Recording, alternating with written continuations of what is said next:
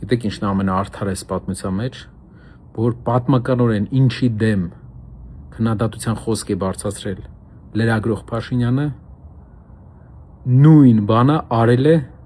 վարչապետ Փաշինյանը։ Պատմականորեն միշտ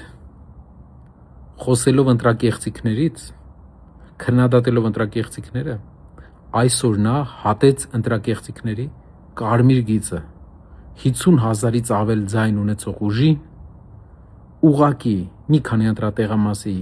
ձայներ չեղյալ հայտարարելով դուրս թողեց ազգային ժողովից։ Դրանով իսկ խլելով մեր ժողովրդից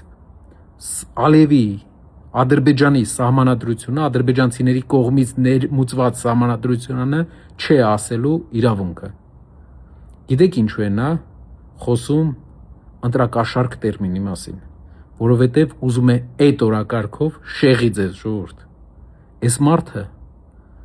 արել է Հայաստանի պատմության մեջ ամենակոպիտ ընտրակեղծիքը։ Նա ուղակի դուրս է անել ուժերից մեկին եւ 3/5-ից զրկել ընդդիմությանը։ Եվ դու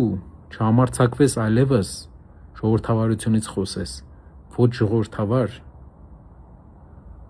ոչ էֆեկտիվ, ոչ հավասարակշիռ, ոչ թավշյա ղեկավար։